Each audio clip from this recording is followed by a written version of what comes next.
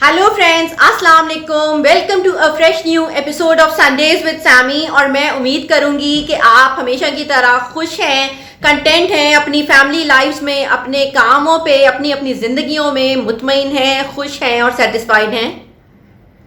Friends, आज मैं बात करने वाली हूँ एक ऐसे इशू के बारे में जो कि बहुत ही कॉमन होता जा रहा है with the passage of time और हमारे आसपास देखने में आ रहा है। मुमकिन है कि हम खुद भी इसी सिचुएशन में हों इस वक्त। मैं बात करूंगी सिंगल पेरेंटिंग की और साथ ही साथ कि ये किस कदर ज़्यादा मुश्किल है एक पेरेंट के लिए सिंगल पेरेंट होना और क्या क्या चैलेंजेस उसको डेली बेसिस के ऊपर फेस करने पड़ते हैं। फर्स्ट ऑफ ऑल फ्रेंड्स, यहाँ मैं सबसे पहले तो कहूँगी कि पेरेंट होना एक बहुत बड़ी जिम्मेदारी है। वैसे भी इवन जब दो पेरेंट्स भी हों तो भी ये बहुत ही जिम्मेदारी का काम है और एक पेरेंट की जॉब जो है वो कभी ख़त्म नहीं होती है।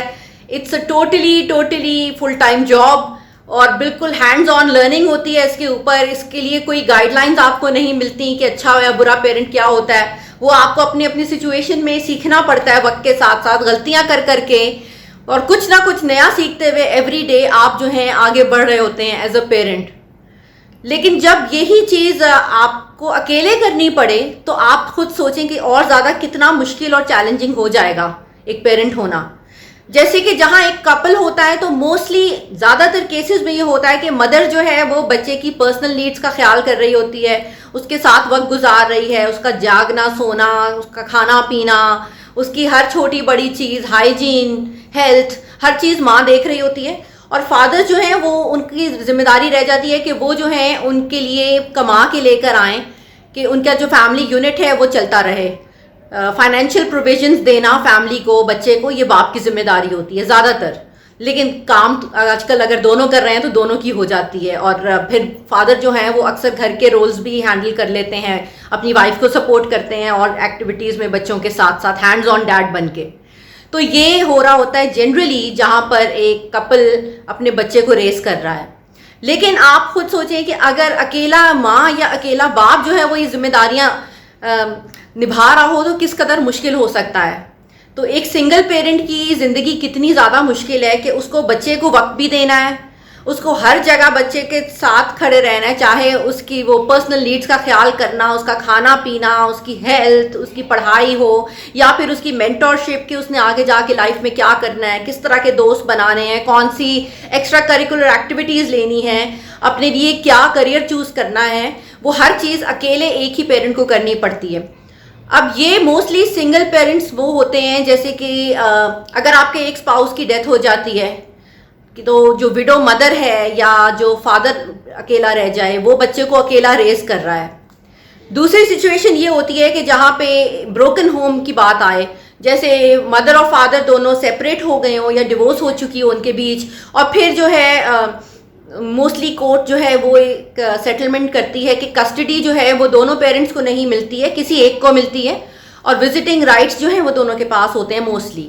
तो जिस एक पेरेंट के पास उस बच्चे की कस्टडी आती है तो वो फिर टेक्निकल तौर पे एक सिंगल पेरेंट बन जाता है।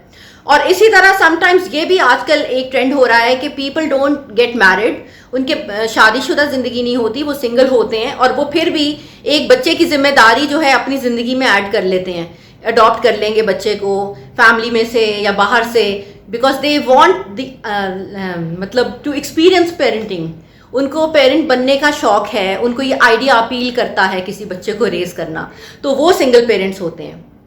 अब आजकल जो है, पहले भी थे लेकिन ये जो रेट बढ़ता जा रहा है ना, ये मोस्टली बढ़ा है डिवोर्स रेट के बढ़ने की वजह से, क्योंकि ब्रोकन होम्स की मिकदार बढ़ गई है तो वहाँ से आने वाले बच्चे ऑब्वियसली जो हैं वो फिर सिंगल पेरेंट्स जो हैं वो उनको रेस कर रहे हैं।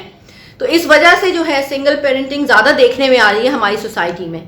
अब इसमें चैलेंजेस इतने ज़्यादा हैं क्योंकि जो पेरेंट है उसने कमाना भी है, फाइनेंशियल्स भी उसने सपोर्ट करने हैं, उसके ऊपर जिम्मेदारी आ जाती है कि घर के इकोनॉमिक्स को वो हैंडल करे और साथ ही साथ उसने बच्चे के बाकी ज़रूरतों का भी ख्याल रखना है। और उसके पास बिल्कुल मार्जिन यहाँ पे गलती करने का नहीं है, ना उसको टाइम आउट मिल सकता है, ना वो कहेगा कि अच्छा मैं बीमार हूँ तो मैं ये काम अभी नहीं करूँ, मैं नेक्स्ट वीक कर लूँ। ऐसा भी नहीं हो सकता क्योंकि चीज़ें तो वेट नहीं करती, सिचुएशन जो आ गई है उसको तो आपने आज के आज ही हैंडल करना है, you can not just wait. और इस तरह से वो जो सिंगल पेरेंट है वो बहुत सारे प्रेशर्स के बीच जो है अपनी रिस्पॉन्सिबिलिटीज परफॉर्म कर रहा होता है। बहुत प्रेशर्स में एक तो हमारी सोसाइटी का एक बहुत बड़ा ये प्रेशर मैं कह लूँ, या लोगों की हॉबी है, टाइम पास है, कि सिंगल इंसान को वैसे ही वो नहीं रहने दे रहे होते। दे वांट कि जी अच्छा तो ये सिंगल क्यों हो, शादी कर लो। अगर वो डिवोर्स या विडो है तो कहेंगे कि आप दोबारा शादी कर लो। अगर गैर शादीशुदा है तो पीछे पड़ जाएंगे भाई कि अब शादी हो जानी चाहिए। तो आप सोचें कि एक तो ऑलरेडी वो सिंगल पेरेंट क्या क्या बर्दाश्त कर रहा है, ऊपर से आप उसको कॉन्स्टेंटली जो है नैग करते जाएं कि आप किसी नए रिलेशनशिप में पड़ जाओ। और वो भी बड़ा मुश्किल है, बिकॉज हो सकता है आने वाला या आने वाली जो है उस बच्चे को एक्सेप्ट ना करे, उनको एक पेरेंट के रोल में एक्सेप्ट ना करे, तो ये बहुत मुश्किल हो जाता है। और इस तरह के डिसीजंस लेने काफ़ी ज़्यादा मुश्किल हैं कि रीमैरी करना वैसे भी मैं समझती हूँ पहली मैरिज से ज़्यादा मुश्किल फैसला है। तो साथ ही साथ अगर उस प्रोसेस में बच्चे भी हों शामिल, तो यू कैन इमेजिन कि किस कदर मुश्किल हो जाएगा उस शख्स के लिए ये फैसला लेना। और इसी तरह अगर वो किसी रिलेशनशिप में है ऑलरेडी, उसके कोई बॉयफ्रेंड गर्लफ्रेंड है, उनके साथ में कोई है, तो उसको भी टाइम देना है। अगर वो सीरियसली अपना फ्यूचर उसके साथ प्लान करना चाह रहे हैं तो बहुत सारी बड़ी छोटी चीज़ों को हैंडल करना, उनके बारे में सोचना, मिलके चीज़ों को प्लान करना, वो भी एक बहुत बड़ा मसला उन लोगों के लिए हो जाता है। और साथ ही साथ जो सिंगल पेरेंट्स हैं उनको हर तरफ से लोग एडवाइस बहुत ज़्यादा कर रहे होते हैं। हाँ, माइंड यू, मदद नहीं करने आएंगे, मोस्टली लोग ऐसे होंगे जो हेल्प नहीं कर रहे होंगे, मगर वो एडवाइस ज़रूर कर रहे होंगे। तो उन जैसे लोगों की एडवाइस सुनना बहुत एक बड़ा प्रॉब्लम और है। फिर समटाइम्स बच्चों के कुछ ज़्यादा इश्यूज आ जाते हैं जहाँ पेरेंट एक ही हो। वो बच्चा जो है कुछ इमोशनली ज़्यादा अटेंशन मांगता है, शायद वो कुछ हद तक इनसिक्योर होता है कि मेरा एक ही ये पेरेंट है, कहीं ये मुझे छोड़ ना जाए, एंड यू नो कहीं इसकी लाइफ में कोई शामिल ना हो जाए। तो मोस्टली इस तरह के पेरेंट्स जो हैं उनके बच्चे उनके साथ ज़्यादा ही अटैच्ड होते हैं और ज़्यादा डिमांडिंग होते हैं। ये एक इशू है। और फिर साथ ही साथ बच्चे जब बाहर जा रहे हैं, वो देख रहे हैं अपने दोस्तों को कि उनके दोनों पेरेंट्स हैं, तो वो थोड़े से और भी इस चीज़ की वजह से ना थोड़े से कॉम्प्लेक्स हो सकते हैं। तो उस चीज़ को काउंटर करने के लिए जो सिंगल पेरेंट है वो ज़्यादा एक्टिव हो जाएगा अपनी रिस्पॉन्सिबिलिटीज़ में और कोशिश करेगा कि वो बच्चे को इस तरह के मसले ना फेस करने पड़े, बच्चे को वो समझा सके कि ये ऐसे ऐसे सिचुएशन है, तो you don't worry about it, I am with you, I am not going anywhere, so don't face insecurity और किसी भी तरह के कॉम्प्लेक्सेस। ये चीज़ बोल के नहीं समझाई जा सकती, ये एक्ट्स के साथ अपने समझाता है वो पेरेंट। फिर साथ ही साथ जो आपका जो सिंगल पेरेंट है उसकी सोशल लाइफ बहुत असरअंदाज होगी, वो लोगों से उतना ज़्यादा मिल नहीं पाएगा, बहुत सारी सोशल एक्टिविटीज़ में वो इंगेज नहीं कर पाएगा, मोस्टली उसके पास टाइम नहीं होगा। और साथ ही साथ उसका जो काम है वो सफ़र कर रहा होगा, जो कि बिल्कुल भी सफ़र नहीं करना चाहिए, बिकॉज अगर वो काम में जो है सही परफॉर्म नहीं करेगा तो उसके इकोनॉमिक्स उस वजह से अफेक्ट होंगे।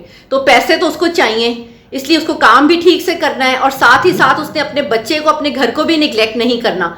तो ये एक बहुत ही बड़ी रिस्पॉन्सिबिलिटी है। और इसी तरह से हर इंसान की कुछ एक्टिविटीज़ होती हैं, कुछ उसके प्रोज एंड कॉन्स होते हैं उसकी पर्सनालिटी को लेके, तो उन सबको भी उसने बिल्कुल एट पार रखना है। उसने बिल्कुल ये कोशिश मतलब करनी है कि उसका मोरल किसी भी हद पे डाउन ना हो, किसी भी लेवल पे वो अपने आप को कम फील ना कराए, because that is a major issue.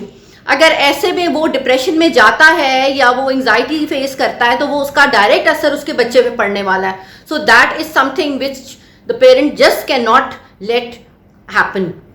तो वो उसको हैंडल करना है। और इसी तरह से डे टू डे बहुत सारी चीज़ें, अपनी फिजिकल हेल्थ का उसने बहुत ज़्यादा ख्याल करना है और उसने अपने घर के माहौल को बड़ा पॉजिटिव रखना है, बहुत ब्राइट रखना है कि पॉजिटिविटी बच्चे को मिले। और अगर वो खुद किसी रिलेशनशिप इश्यूज़ की वजह से डिप्रेस्ड है या किसी और वजह से परेशान है तो उसको किसी भी तौर पे अपने बच्चे पे ये चीज़ जाहिर नहीं होने देनी और बिल्कुल हर वक्त उसको 101% अपना देना है अपने बच्चों के सामने। और वो मोस्टली सिंगल पेरेंट जो होता है, कभी हो सकता है उसका एक बच्चा हो, कभी एक से ज़्यादा हो, तो जो ज़्यादा अगर बच्चे होंगे घर में तो वो और ज़्यादा उसकी जिम्मेदारियां बढ़ेंगी। हर बच्चे की नेचर मुख्तलिफ है, उसको मुख्तलिफ हैंडल करना पड़ेगा, तो उसकी रिस्पॉन्सिबिलिटीज़ बढ़ती जाएंगी।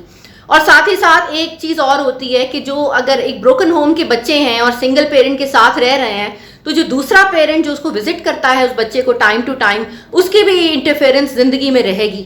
तो ये भी एक मेजर इशू है उस पेरेंट के लिए कि जिसके पास बच्चे हैं, क्योंकि जो आउटसाइडर है, जो अदर पेरेंट है, वो कॉन्स्टेंटली कहेगा कि ये क्यों नहीं किया, ये गलत हो गया, ऐसे नहीं ऐसे करो। वो हर वक्त जो है ना जज करता रहेगा उस पेरेंट की एक्टिविटीज़ को, उसकी डिसीजंस को क्वेश्चन करता रहेगा कि बिकॉज वो एक आउटसाइडर है और मे बी वो जान के नहीं कर रहा, मे बी वो जेन्युइनली कंसर्न्ड है बच्चे के लिए, but at the end of the day अगर 24 आवर्स आप पेरेंटिंग का रोल अपने पास रख रहे हो तो आपको बेहतर पता है हाउ टू हैंडल थिंग्स, लेकिन फिर भी वो आउटसाइडर आपको कॉन्स्टेंटली जो है वो उस मामले में भी पिंच करता रहेगा कि यू नो ये गलत है, वो गलत है। तो उस चीज़ को भी हैंडल करना है and you have to make sure कि आप गलतियां ना करें, एटलीस्ट कॉन्शियसली कोई गलतियां ना करें कि आपका जो एक्स स्पाउस है वो या ये सोसाइटी या कोई आपका रिलेशन या कोई भी जो है वो आके आपको कुछ कह सके।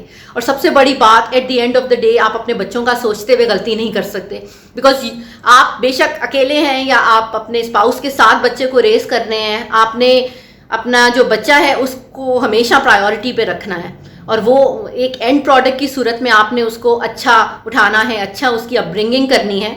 और अगर ऐसा ना हुआ तो आपके लिए फेलियर है। सो आप एक सिंगल पेरेंट होते हुए हर चीज़ को एक साथ मल्टीटास्क करते हुए आगे बढ़ रहे हैं और आपको अपना कॉन्फिडेंस जो है लूज़ नहीं करना, आपने बिल्कुल डरना नहीं है, आपने हारना नहीं है किसी भी स्टेज पे, बिकॉज गलती करना इज स्टिल एक्सेप्टेबल, लेकिन उसको छोड़ देना और अपना उससे हाथ झटक लेना जिम्मेदारी से ये और ज़्यादा खतरनाक है। तो please if you think you can learn with time you can become a better parent, तो please never lose hope and keep on trying. And social और बाकी जो भी प्रेशर्स की मैंने बात की है वो तो ज़िंदगी का हिस्सा है, लेकिन please let's not think about that, इतना ज़्यादा उन चीज़ों को अपने ऊपर ना हावी करें और कोशिश करें कि आप अपना फोकस लूज़ ना करें। आपको जो करना है आप वही करते रहें, बिकॉज आप अपने बच्चे के लिए सबसे ज़्यादा इम्पॉर्टेंट हैं, आप सबसे इम्पॉर्टेंट पर्सनैलिटी हैं उसकी ज़िंदगी में। सो प्लीज़ आप अपने आप को भी एक इम्पॉर्टेंट पोजिशन में हमेशा हमेशा इमेजिन करें।